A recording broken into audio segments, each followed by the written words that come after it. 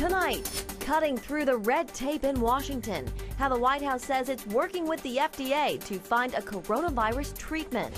Plus, the cost of COVID-19. I have 2 kids at home. I got to take care of them, feed them, and get through this. We don't know how long. The devastating impact the virus is having on the American workforce. And how China is looking to gain in the face of this global crisis. All this and more tonight on Faith Nation.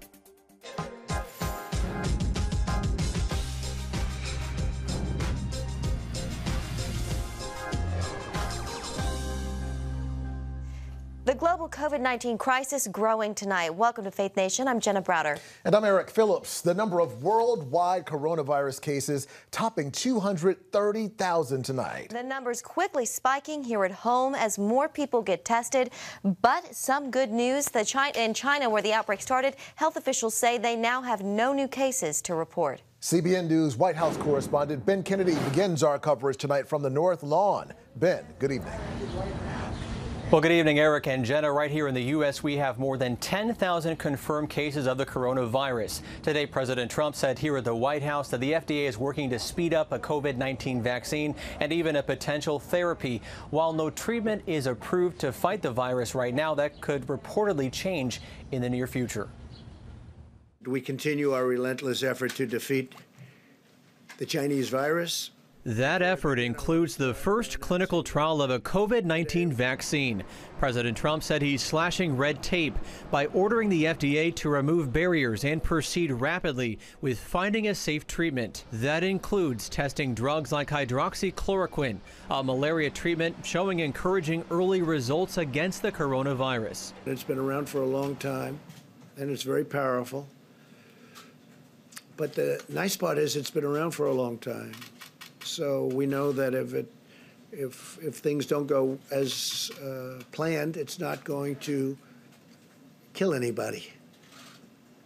When you go with a brand new drug, you don't know. After signing a $100 billion stimulus plan, President Trump is now pushing Congress to approve another $1 trillion package to help the economy. We're working with Democrats and Republicans, and there's a lot of goodwill going on.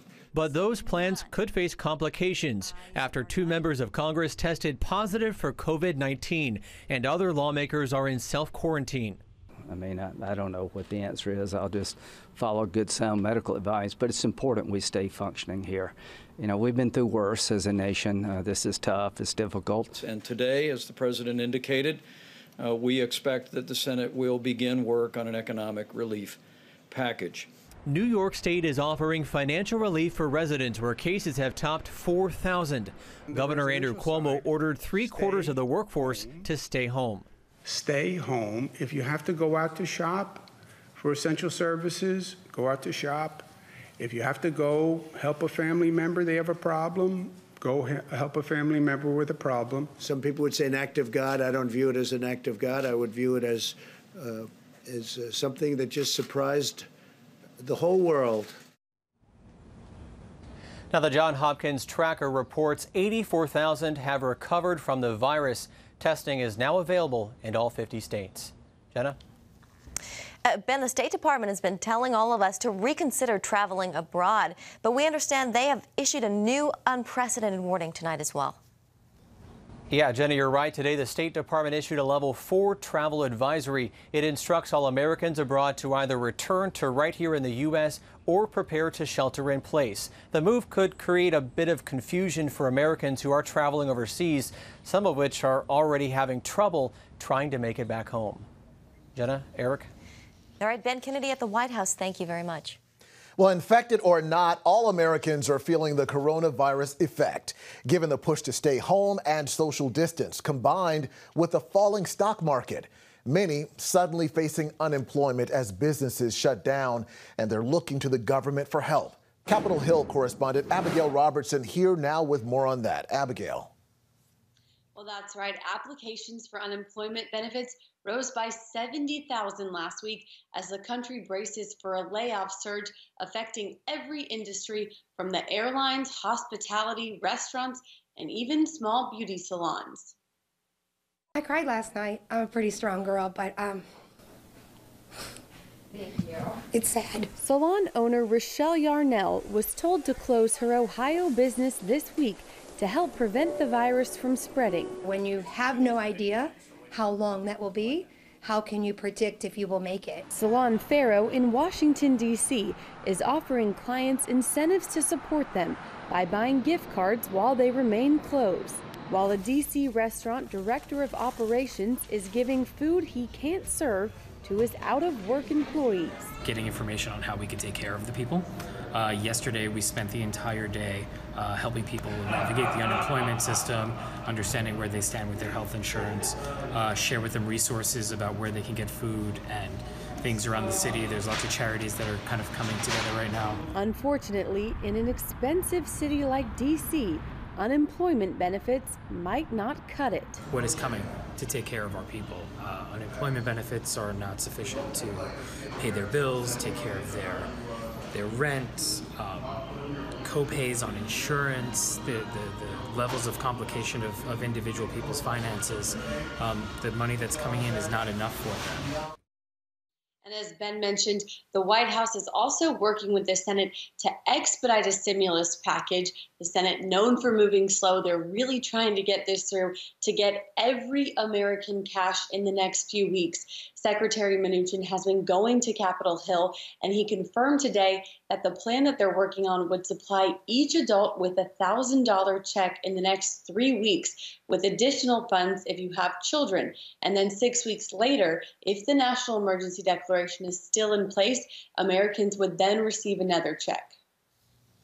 A lot of people anxiously waiting on that, Abigail. Now, on Capitol Hill, we heard more about Phase 3 of this economic stimulus plan being worked on. What new did we learn today?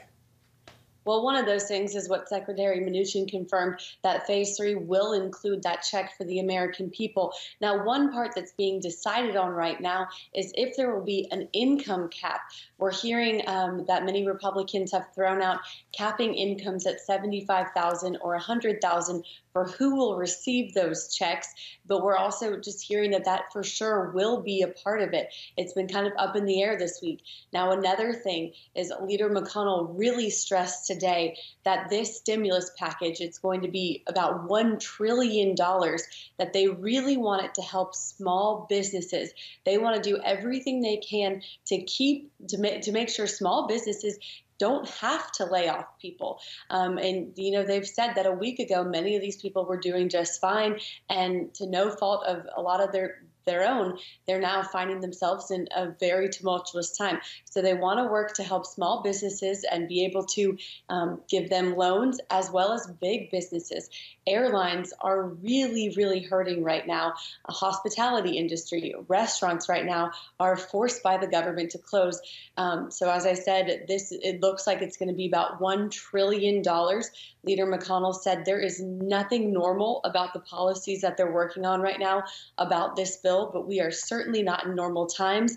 And their instructions from the administration are they don't care what the price tag is. They just want to get the American people relief and try and do anything they can to just help American workers right now. Back to you, Eric and Jenna.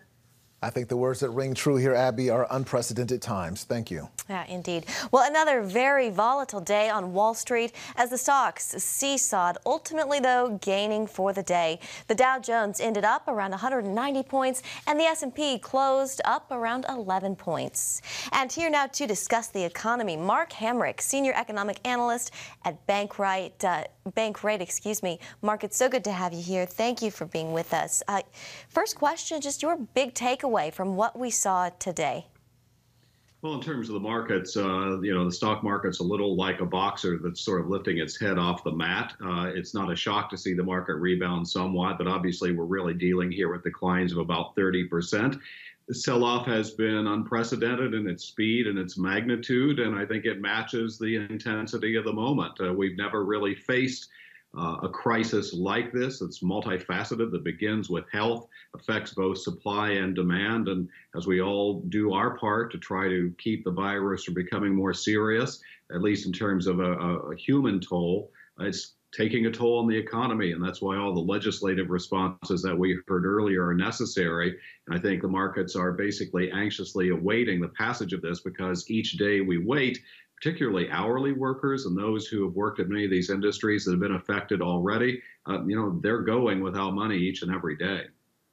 Well, speaking of these stimulus packages the Congress is trying to pass, $1 trillion package the president wants to, part of that is getting money in the pockets of the American people. It would be $1,000 for each person. It would be $500 for each child. This is for people making less than $100,000 a year. Mark, how much do you think this would actually stimulate the economy? Do you think this is a good idea?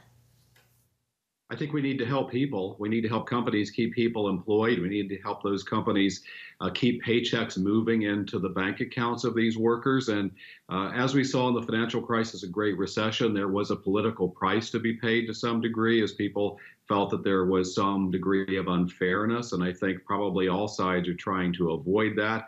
But I think, they're sort of putting politics aside, as we've seen. There's been a rare spirit of bipartisanship in both the White House and Capitol Hill recently. To your question, how much help will it give?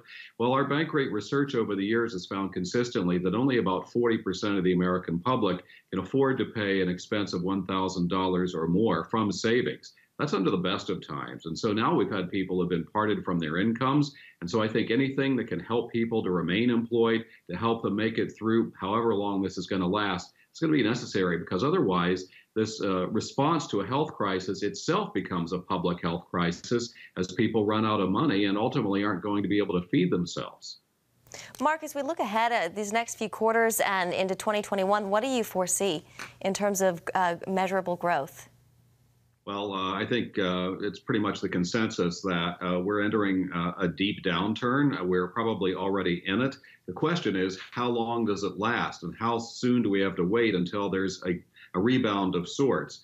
You're seeing some estimates now that annualized GDP could decline in the next quarter by as much as double-digit low percentages. I don't think that's unreasonable when you park this much of the U.S. economy in place. The real question is, how long does it last?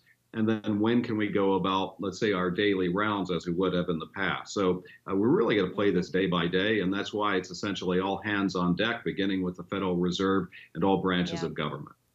All right, Mark Hamrick with Bankrate. We have to leave it there, but good to see you. Thank you so much. Thank you. We'll be right back. Introducing the CBN Bible from CBN.com. Now, an easier way to study the Bible and grow in your faith. Highlight your favorite verse. Read separate versions at a glance. Click and read a commentary. Or cross-reference your favorite verse using the Strong's Concordance. All the right tools to study the Bible, all in one place.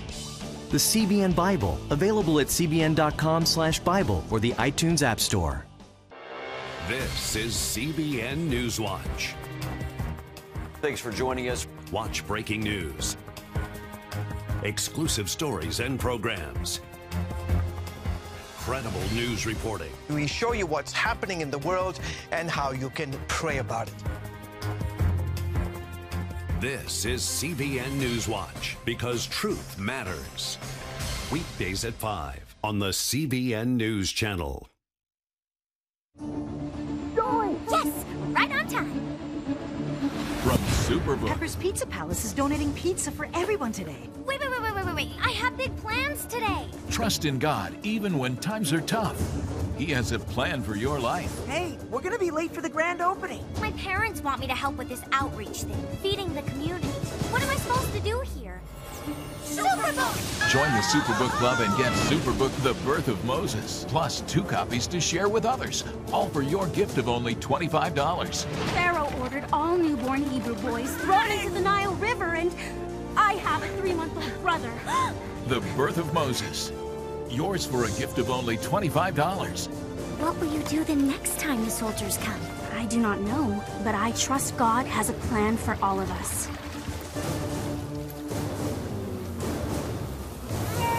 Superbook Club members, free streaming for seasons 1, 2, and 3 is now available. In the face of a global pandemic, a sense of fear is understandable. But how should people of faith navigate their worry? CBN's David Brody recently spoke with one of the president's spiritual advisors for her take on that, and he joins us now. David, good evening to you. Hey, Eric, Paula White, we've heard of her, the spiritual advisor to the president, a close friend of the president. And we did talk a little bit about the president, but really, we thought in this day and age of coronavirus, it was time to talk and get biblical with Paula White and specifically ask about those fears about faith, the coronavirus, and what you can do if you're a believer and a non-believer. Paula, let me ask you, there's so much talk about fear and anxiety with this coronavirus. I want to know your message to believers, also obviously, possibly even more importantly, unbelievers, about what they're supposed to, how they're supposed to process this from a spiritual perspective, because there is a lot of fear and anxiety. And I know you can go into sermon mode here, Paula. I know you can go 2.5 hours. I get it. But give me the Skype version of, the spiritual significance of this moment. Well, the enemy, what we call Satan, only has a few tools, and one of those is fear. And the reason that he operates so much in fear, and it's okay to feel afraid. It's okay to be anxious a little bit. It's not like we're not human and don't have real concerns. Doesn't mean we have to live by that fear. And as Christians, I think, number one, those of you that like you said, that what Christians would call the world, or people that might not have a relationship with God, they're looking at our lives and saying, how are you so peaceful during this time? How is there a calmness? How is there not this panic? And it doesn't mean that there's not this smart, that we don't use our brains. It means that we understand a few things. The Bible says for us to fight the good fight of faith. The Bible tells us we've not been given a spirit of fear, but of love and of power and of a sound mind. Jesus said, my peace I leave with you. It's as if he willed us his peace. God is your resting place. The Bible says some call on chariots and horses, but we'll call on the Lord. When there are things that feel so out of control in our life, we need each other. We need encouragement. And most of all, we need to call upon God. There are people that are on the fence. There are people that are agnostic. There are people that don't know what they believe and are truly experiencing panic and phobias and terror and fright and fear and all the things that the enemy wants to bombard us. But I say that the church has never been a museum for saints. It's always been a hospital for those that are hurting. So while we don't necessarily, we are praying for our first responders and our doctors, for CDC, for our president, for everyone. Not everyone has health centers. Some do. And some have now become testing centers and are using the churches. We're helping in all different ways. But I think the greatest way we always can help as pastors is to offer true hope and true faith. And faith is not what we say false evidence appearing real. We're not denying facts. We're saying in the midst of this circumstance, in the midst of this pandemic, it did not catch God off guard. And this too shall pass. And God does have answers. And if we'll sit and relax in him and calm down all the noise for a minute, calm down the chaos, I believe that God, as he has for thousands of years, delivered his people, has given them answers. Doesn't mean everything turns out just the way you want. Anyone who's ever read my book knows that, man, if I had things the way they want, I would not have gone through all the literal chaos and hell I went through. But David, God's arms, you can go through a situation of crisis, but that crisis doesn't have to get in you. And that's not to minimize what we're going through, because it's very real. It's very serious. But I do know this too shall pass. Paula White here on Faith Nation, she also goes on to tell me that, look, a lot of folks basically say that when it comes to thoughts and prayers, they say, give me a break, it's empty rhetoric. They say, not at all. Prayers are not only very important, but it doesn't come just with prayer. There's work to be done as well. It's faith without works is dead. Eric? Yeah, David, I love what she said about this not catching God off guard. And, there's been some criticism over how the Trump administration has handled its response to the coronavirus outbreak. But what's your sense of his support among his base? Well, very good. Anecdotally, I figured it was pretty good, just to give a sense on Twitter. And then, of course, Pew now coming out with a survey today saying 77% of white evangelical Christians, that's how they term these things, white evangelical Christians, support the president and what he's doing. That's very high. 45% overall of Americans think he's doing a good job, but 77% of evangelicals, which really mirrors, if you think about it, the way evangelicals see this president. Roughly, President Trump has about a 50% approval rating. Evangelicals, once again, 77% or so think he's doing well. So pretty mirrors what they've already seen from this president. CBN News Chief Political Analyst David Brody, thank you so much for your insights tonight. Thanks, Eric. We'll be right back. When I came to Regent University, it's like the world opened up. I felt like I needed to advance my career and go back to school. Regent was a perfect fit for me. The Regent professors are world class. You are equipped. The focus of the faculty is on each individual student, whether it's online or in person. You become a part of Regent's family. You carry with you not just the content and the knowledge, but the confidence to understand that we can be significant in the world. Regent University. Follow your path. Nigerian Christians in Iran are routinely arrested. Happily, Christians continue to suffer. In times of trial and affliction, you need to know the truth. One of the fastest growing Christian populations in the world. Join Wendy Griffith and George Thomas for Christian World News. Young people are the ones who are open to the gospel. Powerful stories of suffering and hope that affect all Christians. Watch Christian World News, Saturday at 5 p.m. Get Protect Your Sleep and discover how to improve the quality of your life. A free DVD or booklet from the Christian Broadcasting Network. If you're not a great sleeper, you can do things to make yourself a great sleeper. If you're already a pretty good sleeper, you can enhance your sleep and be even better. 5 leading experts help remove the obstacles between you and restorative sleep. When you don't get a restful night's sleep, you wake up with an accumulation of stress. Call 1-800-700-7000 or go to cbn.com to get your free DVD or booklet today. Everything you do better with a good night's sleep. You'll discover how food affects your sleep, how to put insomnia to rest, explore effective remedies for sleep apnea, and much more in Protect Your Sleep. Wake up to your best life and get Protect Your Sleep today. Call 1-800-700-7000 or go to cbn.com to get your free DVD or booklet. President Trump is calling COVID-19 the China virus. Critics say that's racist, but he says that's where the virus originated, and that's why he's calling it that. Even so, across the globe, China is trying to turn what should be a public relations nightmare into a propaganda victory. And it's hoping to use the crisis to gain an economic advantage over the United States. Dale Hurd has the story.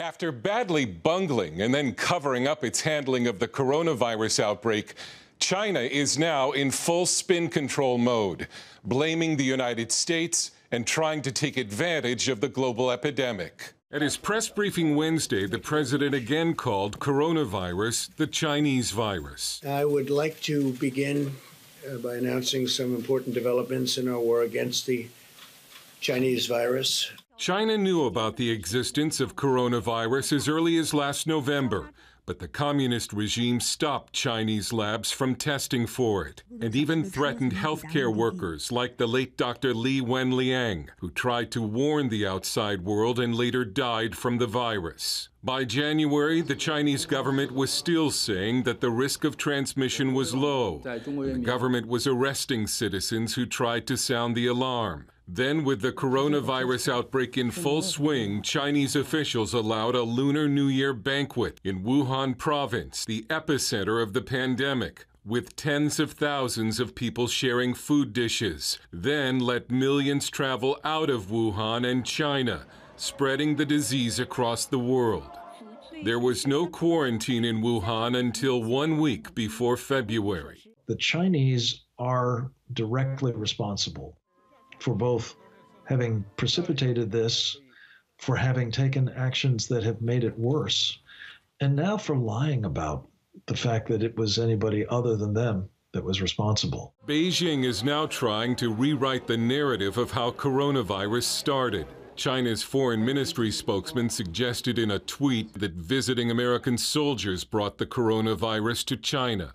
And a new report says China intends to profit from the chaos it has sown into the world economy. Nate Pekarsik of Horizon Advisory says a post-virus economic strategy by Chinese leaders is already underway. There are thinkers in China who see this as an opportunity, and having gone through this crisis already, they're thinking about where there are opportunities and where they can apply their state-backed non-market forces to get an unfair advantage vis-a-vis global competitors. With Western economies still in freefall, the Horizon report says Chinese leaders see a chance to replace the U.S. as the top economic power and control the world economy. And in the blame game, China has doubled down, kicking out American journalists.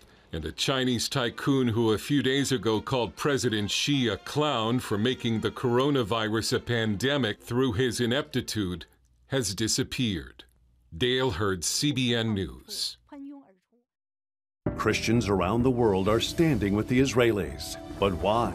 In CBN's free magazine, Friends of Israel, you'll discover why Christians are supporting the Jewish state, how Israel is fulfilling prophecy as a light to the nations, and ways you can pray for the people of Israel. Israel needs the support of friends like you. Call now or go to cbn.com to get your free copy of Friends of Israel. Heavenly Father, we do thank you for the work of your Spirit, Lord God, with this movement of getting the Bible, yes, Lord, into public schools.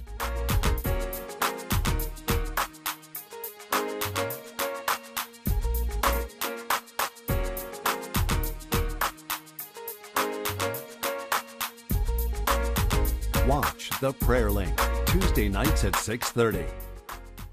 Hey, if you're tired and exhausted all day, you can't think clearly, and you really just need a cup or even a pot of coffee to get through your day, then join me, Dr. Josh Axe, for this new series where I'm going to teach you how to transform your diet and use essential oils and supplements to get a better night's sleep. Get Protect Your Sleep and live your best life with innovative information from 5 leading sleep experts. If you're not a great sleeper, you can do things to make yourself a great sleeper. If you're already a pretty good sleeper, you can enhance your sleep and be even better. Discover a sleep-enhancing bedtime routine, how to put insomnia to rest, learn how to relieve pain that disturbs sleep, and much more in Protect Your Sleep. Everything you do better with a good night's sleep.